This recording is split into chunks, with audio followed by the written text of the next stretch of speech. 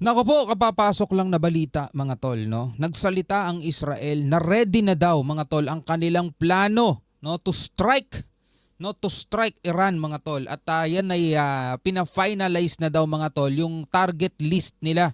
Naku po, sabi rito sa report mga tol, Israel plans to respond to Iran's October 1 attack is ready, no? As per reports, while Israeli strikes continues in Lebanon and Gaza, Israel said that the response would be precise and painful. Naku po. Ito ang ating panoorin ngayon mga kapatid mula rito sa WION. Samahan ninyo ako at bigyan natin to ng reaksyon, komentaryo, opinion, criticism at kung ano-ano pa. Bago natin to simulan, huwag mong kalimutan mag-subscribe. Click mo na rin ang notification bell para ma-notify ka pag may mga bago tayong reaction video tulad nito. Huwag na natin patagalin pa. Panoorin na natin to mga tol. Now, as Israel finalizes its target list for potential strikes against Iran, the Iranian Guard has issued a stern warning of hitting back hard, with warning of unleashing a secret weapon deadlier than nukes. Nako! Iran secret weapon deadlier than nukes. Mas malakas pa daw mga tol at mas delikado pa sa nukes mga tol.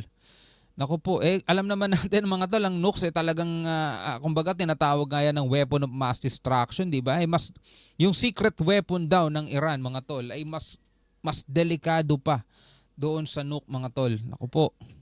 The Joe Biden administration continues to press its close ally Israel to go for a proportionate response. Watch this report how both sides ready with their potential battle plans. Talagang tumitindi, no? Kasabay nitong mga nangyayari dito sa gitnang silangan, naman yung nangyayari naman sa pagitan ng Taiwan at saka China. Eto na nga mga tol, yung mga hula sa Bible. Nangyari na yung 1 and 2, no? WW. Pero baka mga tol magkaroon ng WW3. At asahan natin mga tol, expect natin na kapag ngayon ay nangyari, mga tol, ay dihamak na sobra talaga na mas malala, no, kaysa doon sa nangyari sa 1 and 2. Kasi iba ng technology ngayon ng tao mga tol. Iba na rin yung mga ginagamit nilang sandata.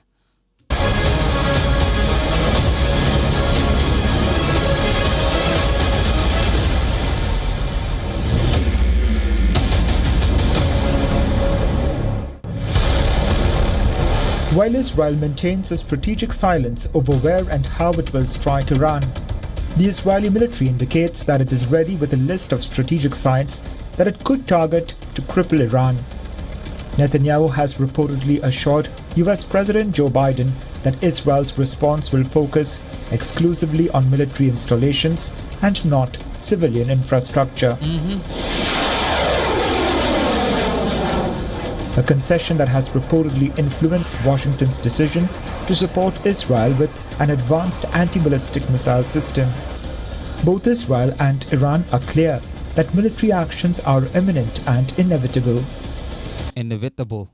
Dito talaga maiiwasan mga tol, no? Hanggang ngayon kasi mga kapatid, no, ay hindi pa gumagante ang Israel mga tol doon nga sa nangyaring October 1 attack ng Iran. At ang sinasabi ng Iran kapag ka ang Israel daw mga tol ay gumante mga tol, ay talagang magpapakawala sila ng mas malala pa doon sa ginawa na nila no October 1. At sabi nga rito, Iran secret weapon mga kapatid ay deadlier than nuke, sabing ganon.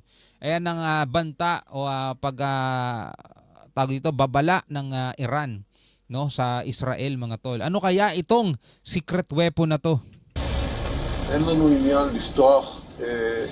We have no intention of putting up with a violation of sovereignty and an attempt to harm Israeli citizens and infrastructure without responding.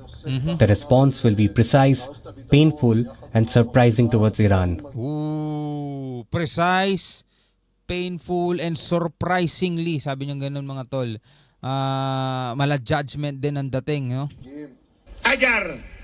Ito naman ang sabi ng Iran. Painful and surprising towards Iran. If you make a mistake and attack our targets, whether in the region or in Iran, we will strike you again, painfully. No? Antindi rin mga tol ang babala ng Iran na kapag ang Israel daw mga tol ay umatake, di ba?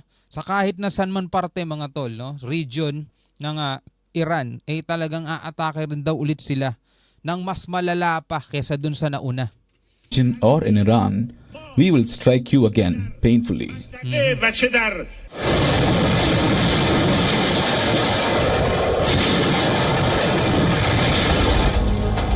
Kung naaalala ninyo, ang US mga tol ay nag-deploy na rito ng mga ng mga anti-missile defense system o yung THAAD mga tol. Tapos nagpadala sila ng 100 troops US mga tol, no?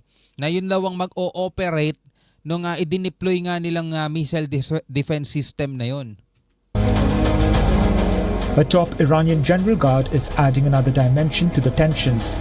Brigadier General Ibrahim Rostami suggests that Iran holds a secret weapon that could outmatch nuclear bombs in terms of destructive capability. Yun ang takot dun no? Ang Iran ay merong secret weapon na hindi kayang pigilan mga tol ng Iron Dome ng Israel mga tol. At mas malakas nga daw to at mas delikado pa kaysa sa nukes mga tol. Diba? Naku po. Should the hostilities escalate, a potential target for Iran is Israel's Dimona nuclear facility in the Negev desert. Although Israel has never publicly acknowledged its nuclear arsenal, it is believed to have an estimated 90 nuclear bombs. Despite the tactical challenges that a potential attack on Iran poses, Israel has long-range missiles and fighter jets to deliver destructive blows to Iran. The Iranians too are bracing for an attack. The warning from Tehran makes it clear that it has enough long-range missiles that can damage key Israeli installations. Lalo ngayon mga tol, nagkakaroon ng shortage daw no sa Iron Dome ng Israel mga tol. Kaso kapag ang Iran mga tol ay gumantik, for example, umatake itong Israel dahil nga sabi rito mga kapatid, buo na daw ang plano no ng strike nila. The plan is ready, sabi yung ganun. At pina-finalize na lang nila ang target list mga tol. Siguro ang dahilan kaya nagpadala na ang Amerika o nag-deploy ang Amerika mga tol dito sa Israel ng kanilang anti-missile defense system mga tol.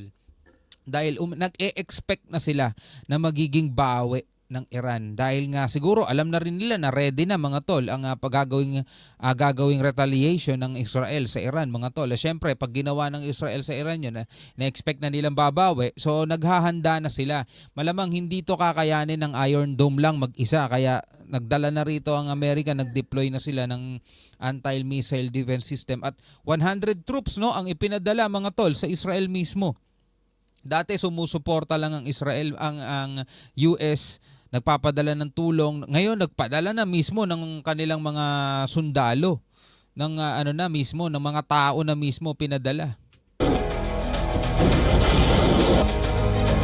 The big question is how and when Israel would attack, an outcome that could only inflame tensions further in West Asia. Tama.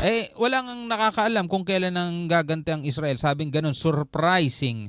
Diba? Painful, precise, sabing ganun. Bureau Report, WION, World is One. Diba?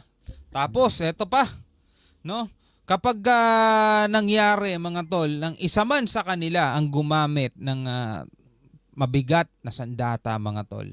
Diba? Ayaw man i-acknowledge ng Israel na meron sila pero pinapaniwala ang meron silang 19 o 18 nuclear weapons mga tol. Posible silang gumamit ng ganyan. Naku po, eto na. Ang sinasabi nating simula ng kinakatakutan ng lahat mga tol. Wag naman po sana.